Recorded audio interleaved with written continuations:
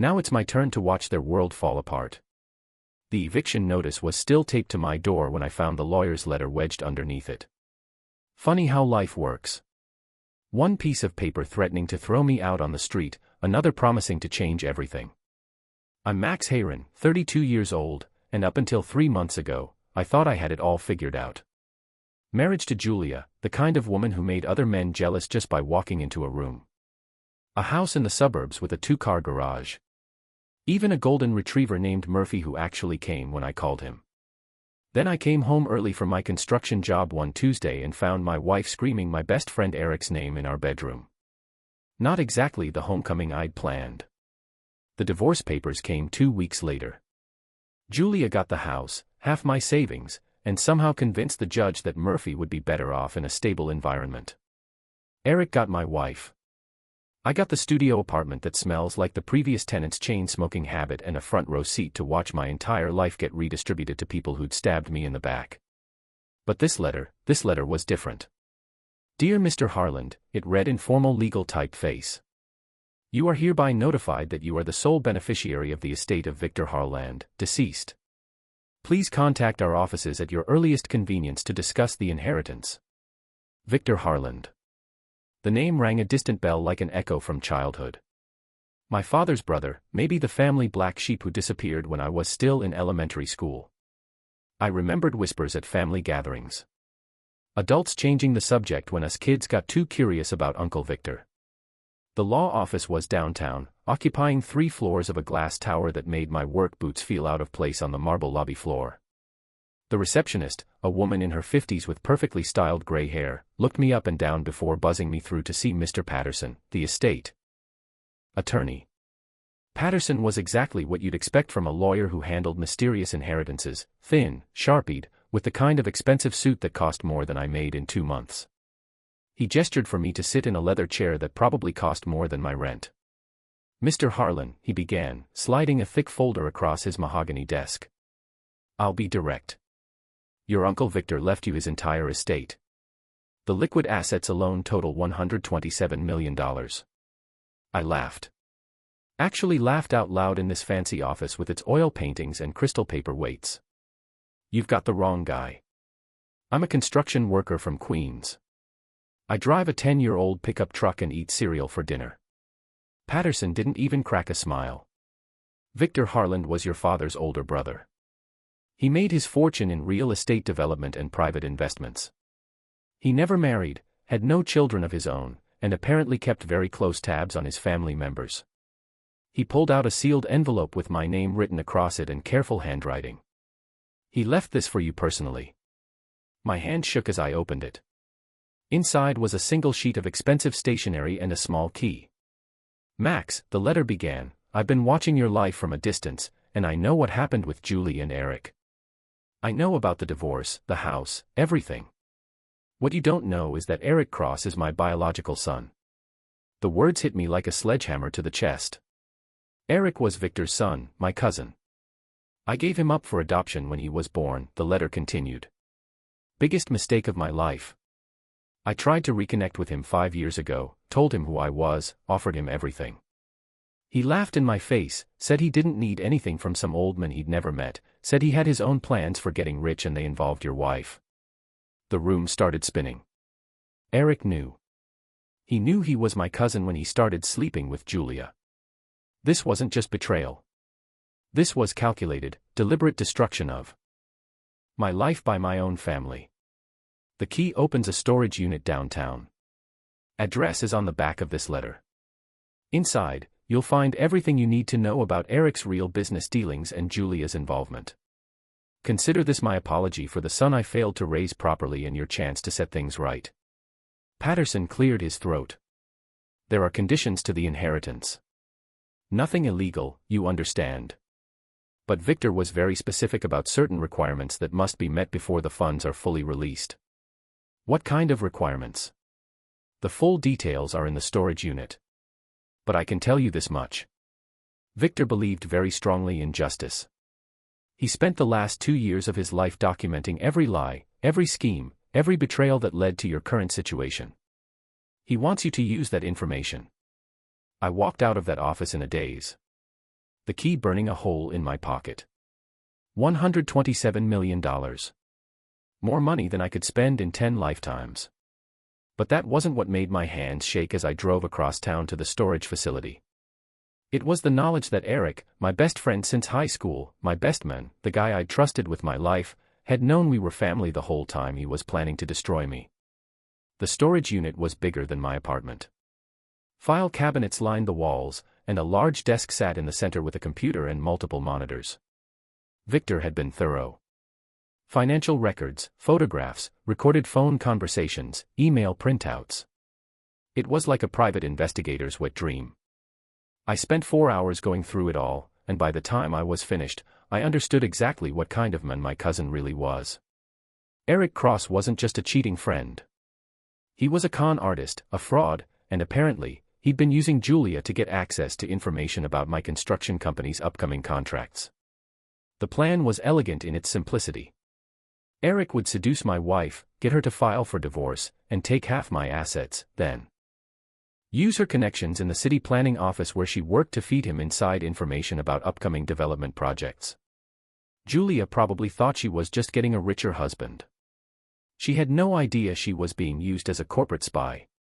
But Victor had documented everything. Bank transfers, recorded conversations, even photographs of Eric meeting with competitors and handing over confidential documents that could only have come from Julia's office. The last file on the desk was labeled the plan. Inside was a detailed strategy for exposing everything, destroying both their reputations, and making sure they lost everything they'd stolen from me. It was thorough, legal, and absolutely devastating. At the bottom of the file was a handwritten note. Max, they took everything from you because they thought you were powerless. Show them what power really looks like. Make me proud, Uncle Victor. I sat back in the desk chair, surrounded by evidence of the most elaborate betrayal I could have imagined, and for the first time in 3 months, I smiled. Julie and Eric thought they'd won. They thought they'd destroyed the pathetic construction worker and walked away with everything that mattered. They had no idea the game was just beginning. The first thing I did was move out of that roach-infested studio apartment. Victor's inheritance came with a penthouse downtown. Apparently, he'd owned the entire building, 42nd floor, floor-to-ceiling windows overlooking the city and a kitchen bigger than my old house. The contrast wasn't lost on me. 3 months ago, I was eating ramen noodles and wondering how I'd make rent. Now, I was living like a king, but I wasn't ready to reveal my new circumstances yet. Victor's plan required patience, careful timing, and most importantly, the element of surprise. Julia and Eric needed to believe I was still the broken, defeated man they'd left behind. So, I kept driving my old pickup truck and wearing my work clothes, but now I had resources they couldn't imagine. The first thing I did was hire a private investigator, not some cheap divorce detective, but a former FBI agent named Sarah Chen, who specialized in financial crimes. If Victor's documentation was accurate, and I had no reason to doubt it, Eric and Julia were about to face federal charges for insider trading and corporate espionage. This is impressive work, Sarah said, reviewing Victor's files in my new penthouse office. Your uncle was methodical. Look at this. He's got Eric on tape discussing specific city contracts 3 days before they were publicly announced. And here's Julia accessing confidential files on her work computer at 11 p.m. on a Sunday. How long before we can move on this? That depends on what kind of justice you're looking for. We could turn this over to the FBI tomorrow and they'd both be arrested within a week. But if you want to destroy them the way they destroyed you, reputation, finances, social standing, that takes a more subtle approach. I thought about it. Prison would be satisfying, but it would also be over too quickly. They'd serve their time and get out, maybe even write books about their experiences. Victor's plan was more comprehensive. He wanted them to lose everything slowly, publicly, the same way they'd dismantled my life, piece by piece. What did you have in mind? Sarah smiled. It wasn't a pleasant expression. Your ex-wife works in the city planning office, right? Very public position. Lots of visibility in the community. Eric runs that auto repair shop. Depends on his reputation for honest business dealings. What if that reputation started to crumble? Over the next 2 weeks, I learned more about psychological warfare than I'd ever wanted to know. The key, according to Sarah, was making them destroy themselves. Plant the right seeds of doubt, apply pressure in the right places, and people would turn on each other faster than you'd believe. We started small. Anonymous tips to Eric's customers about irregularities in his billing practices. Nothing specific enough to be traced back to us, just enough to make people start asking questions. A few phone calls to Julia's coworkers mentioning concerns about her late-night computer access. Again, nothing actionable, just enough to plant seeds of suspicion. The beauty of Victor's documentation was that we didn't need to make anything up. Every anonymous tip was backed by solid evidence. We were just helping people discover the truth. I also started following them, learning their routines. Julia had moved into Eric's house, my old house technically, since she'd gotten it in the divorce. They'd redecorated, of course. New furniture, new paint, even a new mailbox, trying to erase every trace of the life she'd shared with me. Eric had expanded his auto shop, using money that I now knew came from selling information about my construction company's bids to our competitors. He'd bought new equipment, hired additional mechanics, even started advertising on local radio. Success built on betraying the men who trusted him most. Watching them together was educational. They weren't happy. Oh, they put on a good show in public, holding hands at restaurants, posting cute couple photos on social media. But I could see the cracks. Julia was high maintenance in ways that Eric wasn't prepared for. She had gotten used to a certain lifestyle during our marriage, and Eric's auto shop, legitimate income aside, couldn't support her shopping habits. More importantly, they were paranoid. Maybe it was guilt, or maybe they were smarter than I'd given them credit for, but they were constantly looking over their shoulders. Julia had changed her computer passwords at work. Eric had installed a security system at the shop. They were acting like people who knew they had enemies. They were right. The first major crack in their relationship came 3 weeks into my surveillance. I was sitting in my truck across from Eric's shop when I saw Julia storm out, screaming at him in the parking lot. I couldn't hear the words, but the body language was clear. Money problems. That's when I knew it was time to escalate. Sarah had prepared what she called Phase 2 of Victor's plan. If Phase 1 was about planting seeds of doubt, Phase 2 was about applying direct pressure. We had evidence of Eric's fraud going back 2 years. We had documentation of Julia's unauthorized access to confidential city planning documents. We had recorded conversations of them planning to use insider information for personal profit. But instead of turning it over to the authorities, we were going to use it as leverage. The beauty of blackmail, and yes, I understood that's what this was, is that it forces people to make increasingly desperate choices.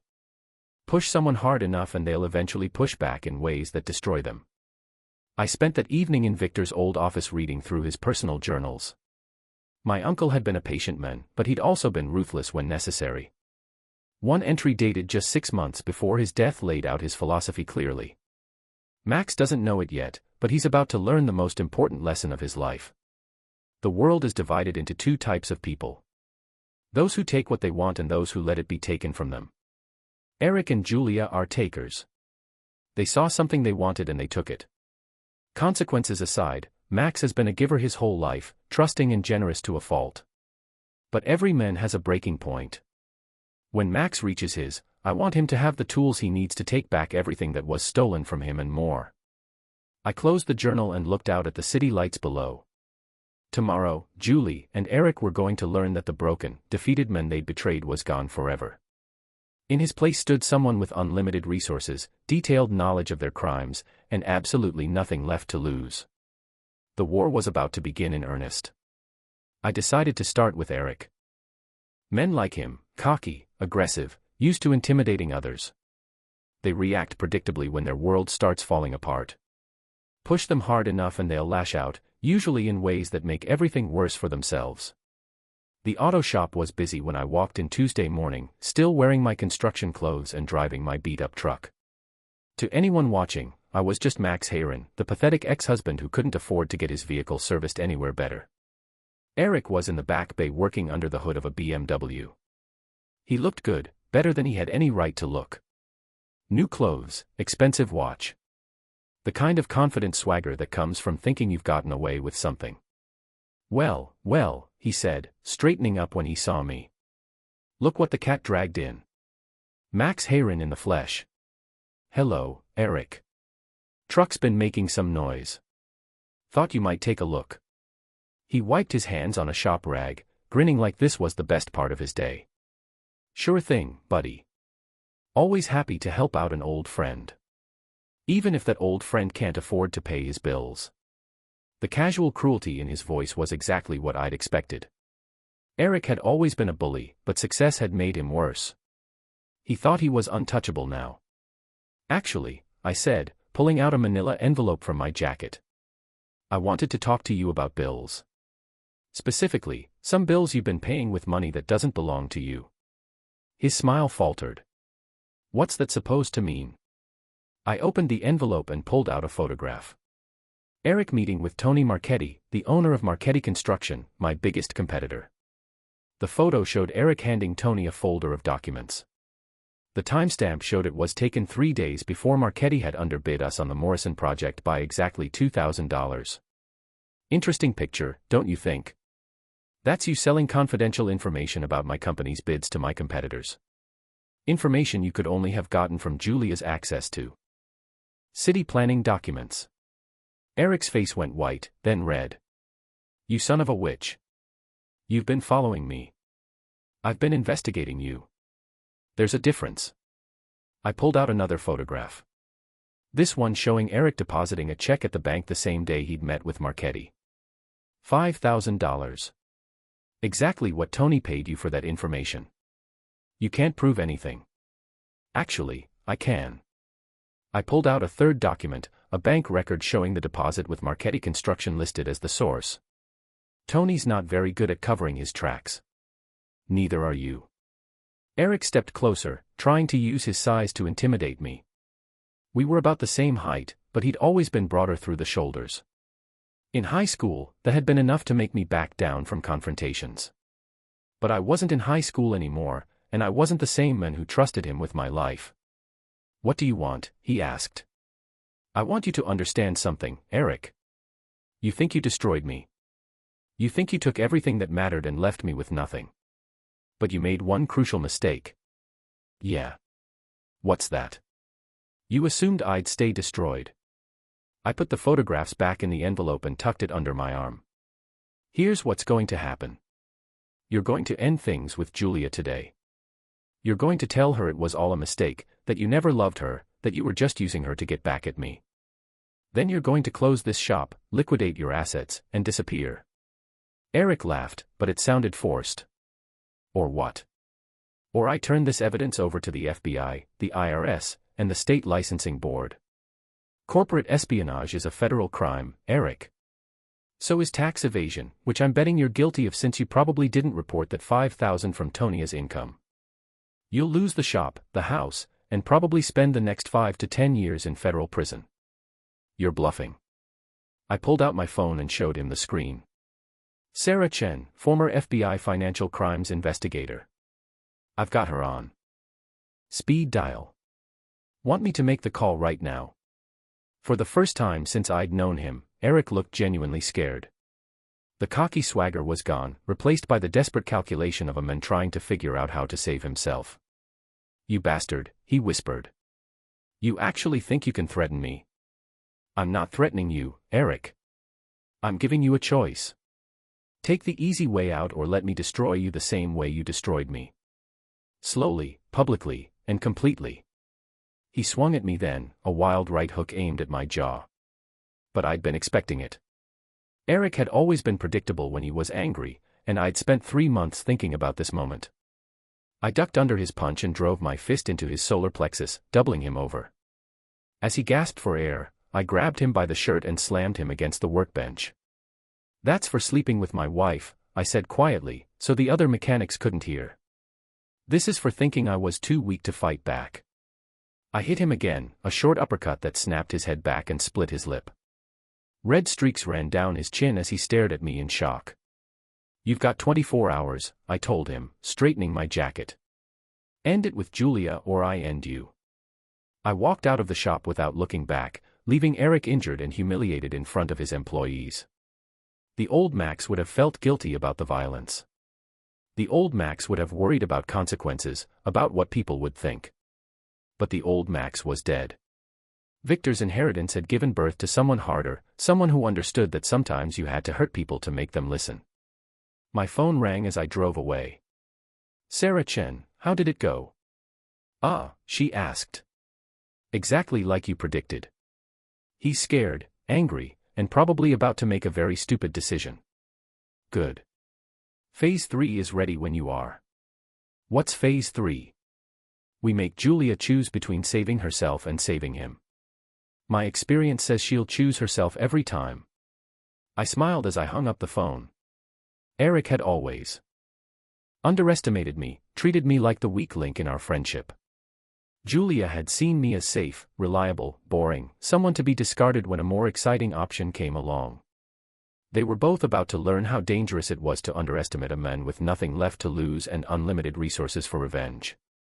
The real war was just beginning. Eric lasted 18 hours before he cracked. I was in my penthouse office the next evening reviewing Sarah's plans for Phase 3 when my phone rang. Julia's number. "Max." Her voice was shaky, uncertain. "We need to talk." "Hello, Julia. How's married life treating you?" "Don't be an A. Eric told me about your little visit to the shop, about your threats." "Threats?" "I prefer to think of them as promises." There was a long pause. "What do you want?" "I want to see you, both of you. Tonight, there's a coffee shop on 5th Street called Brennan's. Meet me there in an hour." "Max, if you think you can intimidate us 1 hour, Julia, don't be late." I hung up before she could respond. Sarah had chosen Brennan specifically public enough that they'd feel safe, but with secluded booths where we could talk privately. More importantly, she'd already positioned recording equipment throughout the cafe. Everything that was said tonight would be documented. They arrived together, but the body language told the whole story. Julia walked in first, her designer heels clicking on the hardwood floor, her posture rigid with barely controlled anger. Eric followed a step behind, a bandage covering his split lip and his eyes constantly scanning the room like he expected an ambush. They looked like what they were, criminals who knew they'd been caught. I was already seated in a corner booth wearing a suit that cost more than Eric made in a month. It was a calculated choice. They expected to see broken, defeated Max in his construction clothes. Instead, they got someone who looked like he belonged in boardrooms and country clubs. "You look different," Julia said, sliding into the booth across from me. Her voice was carefully neutral, but I could see the confusion in her eyes. This wasn't the men she'd divorced. "Money has a way of changing people," I replied. "You should know that better than anyone." Eric remained standing, trying to loom over the table. "Let's cut the crap, Max. What's this really about?" "Sit down, Eric. You're making a scene." He glanced around the cafe, noticed the other customers staring, and reluctantly took a seat next to Julia. The split lip made him look like a common thug, which wasn't far from the truth. "I'll make this simple," I began, pulling out a tablet and placing it on the table. 3 months ago, you destroyed my life. You took my wife, my house, my business prospects, even my dog. You left me with nothing but debt and humiliation." "That's not," Julia started. "I'm not finished." The steel in my voice made her flinch. "What you didn't know is that your boyfriend here is my cousin, Eric's biological father, was Victor Haron, who died 6 weeks ago and left me his entire fortune. $127 million to be exact." The color drained from both their faces. Eric's mouth fell open. Julia's perfectly manicured hands started shaking. "But Uncle Victor left me more than money." I continued touching the tablet screen. "He left me information about Eric's real business dealings, about Julia's unauthorized access to confidential city documents, about the conspiracy to defraud my construction company using insider information." I turned the tablet around so they could see the screen. Bank records, photographs, recorded conversations. A fraction of Victor's evidence, but enough to make my point. "This is impossible," Julia whispered. "How could he know? Victor spent 2 years documenting your crimes. He knew Eric was using you to get inside information about city contracts. He knew you were accessing confidential planning documents and sharing them with Eric. He knew Eric was selling that information to my competitors. Eric found his voice. You can't prove any of this. Actually, I can prove all of it. The question is what I do with the proof. I leaned back in my chair, enjoying the fear in their eyes. I could turn it over to the FBI tomorrow. Corporate espionage, insider trading, conspiracy to commit fraud. You're looking at federal charges, probably 5 to 10 years each. What do you want? Julia asked. Her voice was barely above a whisper. I want you to understand what it feels like to lose everything the same way you made me understand it. I touched the tablet again, bringing up a new screen. Financial records showing Eric's shop, Julia's savings account, their mortgage payments. Here's what's going to happen, Eric. You're going to confess to your customers that you've been overcharging them for parts and labor. You're going to refund every penny of the money you stole, which should bankrupt the shop within a month. That's insane. Julia, you're going to resign from the city planning office. You're going to admit that you've been accessing confidential documents inappropriately and that you can no longer be trusted with sensitive information. I'll never, or I continued raising my voice slightly. I release all of this evidence to the authorities, the media, and your employers simultaneously. Your choice. Eric slammed his fist on the table, making the coffee cups jump. You son of a witch. You think you can just waltz back into our lives and destroy everything we've built? Everything you built was stolen from me, I replied calmly. I'm just taking it back. Julia was crying now, mascara running down her cheeks. Max, please. We can work something out. We can pay you back. Make this right. Make it right. I laughed and the sound was harsh enough to make other customers look in our direction. You want to make it right? You destroyed my marriage, my business, my reputation. You took everything I cared about and threw it away like garbage. Now you want to work something out. We never meant for it to go this far. She sobbed.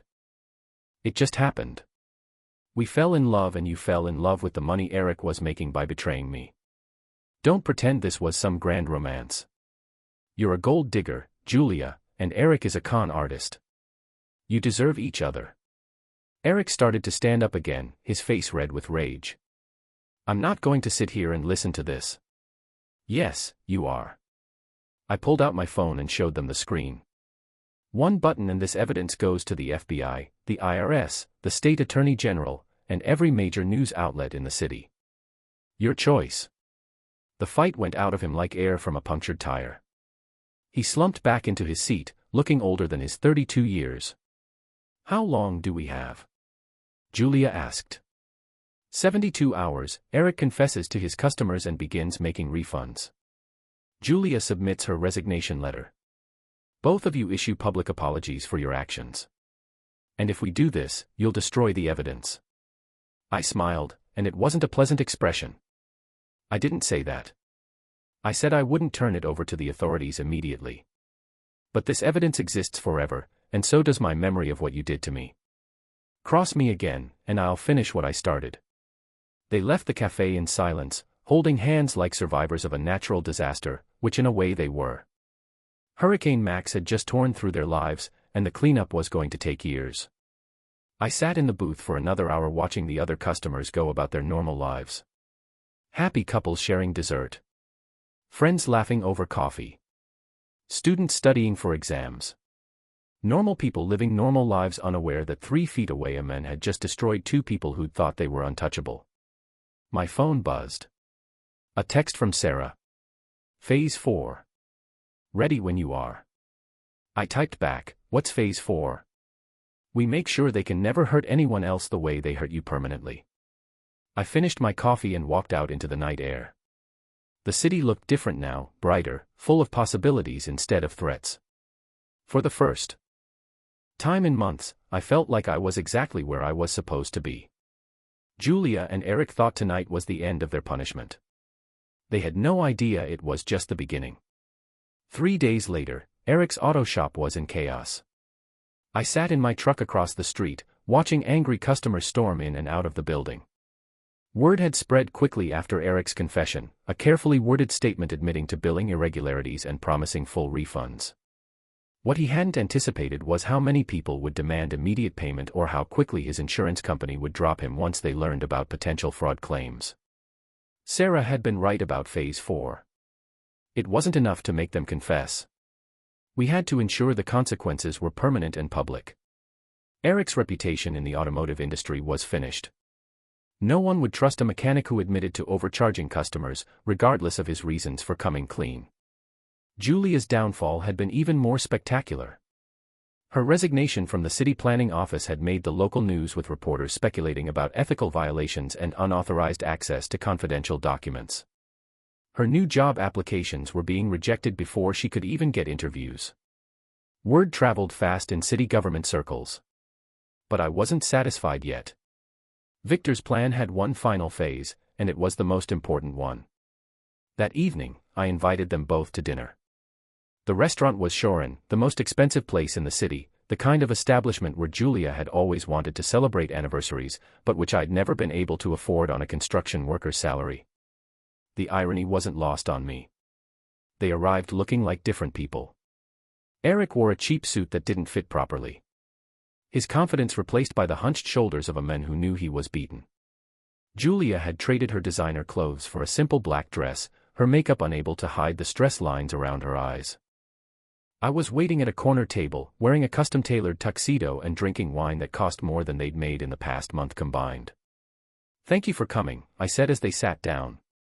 I thought it was time we had a proper conversation about the future. "What future?" Eric asked bitterly.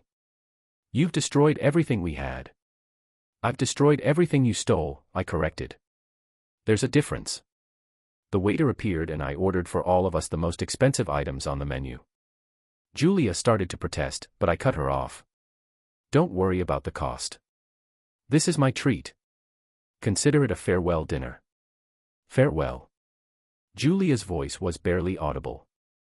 I reached into my jacket and pulled out 2 envelopes. "Eric, this contains a cashier's check for $50,000 and a bus ticket to Seattle. There's a job waiting for you at a garage owned by a friend of mine. Entry position, minimum wage, but it's honest work."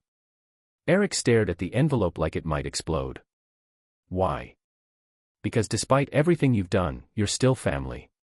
Victor may have given up on you, but I won't. This is your chance to start over. Build something legitimate."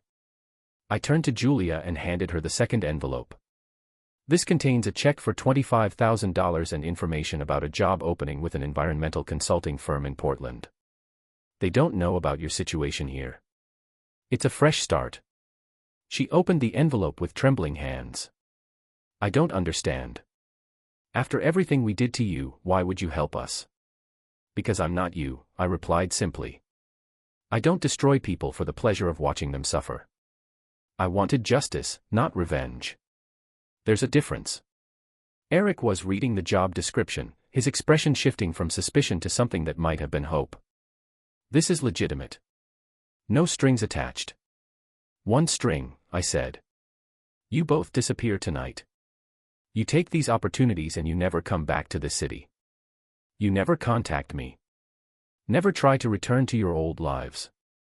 Never attempt to cause problems for anyone here. In exchange, I'll make sure the federal investigation into your activities quietly disappears." "Federal investigation?" Julia went pale. "Did you think I was bluffing about the FBI? They've been building a case for 2 weeks. The only reason you're not in handcuffs right now is because I asked them to wait. But that protection ends at midnight tonight. The food arrived, but none of us touched it." Eric was staring at the check like he couldn't believe it was real. Julia was crying again, but quietly this time. "Why?" she asked. "After everything we put you through, why give us a way out?" I thought about Victor's journals, about his regrets over the son he'd given up, about the men he'd become in his pursuit of wealth and power, about the choice between justice and vengeance, between healing and perpetual anger. "Because staying angry at you would make me into someone I don't want to be," I said finally. "You hurt me, betrayed me, tried to destroy me. But I survived. I'm stronger now, richer, more successful than I ever dreamed possible. Keeping you around as targets for my revenge would just hold me back from building something better. Eric folded the papers and put them in his pocket. The job in Seattle. Is it real? It's real. My friend Tom owns 3 shops out there. Work hard, prove yourself, and you could be managing one of them within a year. It's more than you deserve, but it's what you need. Julia was reading her job offer through her tears. Environmental consulting. I always wanted to do something that mattered. Now you can help clean up the environment instead of helping to corrupt it. They left the restaurant separately.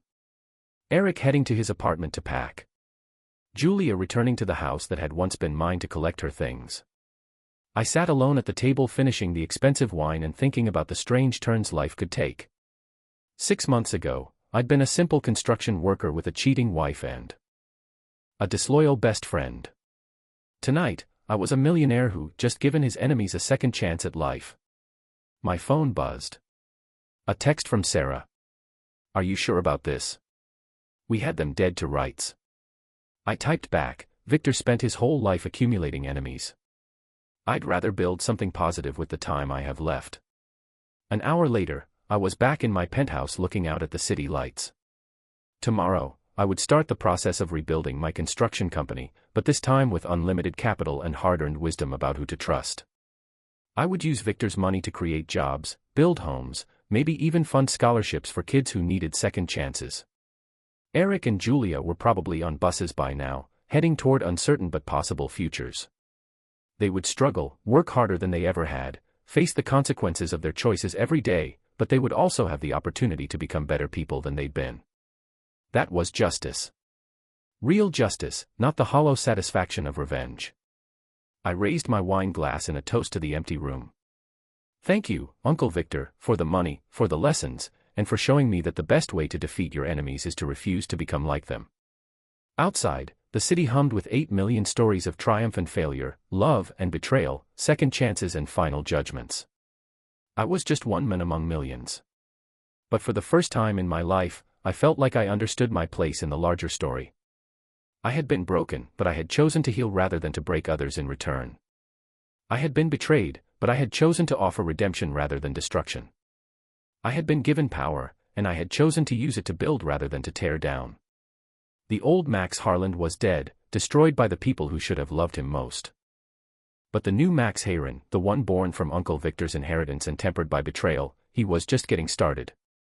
And his story was going to be magnificent. Our story has come to an end. If you've made it this far, how about subscribing to our channel? It helps us immensely. I've selected 2 other videos for you that I'm sure you'll enjoy. Feel free to click on them. I'll be waiting for you in the next story. See you soon.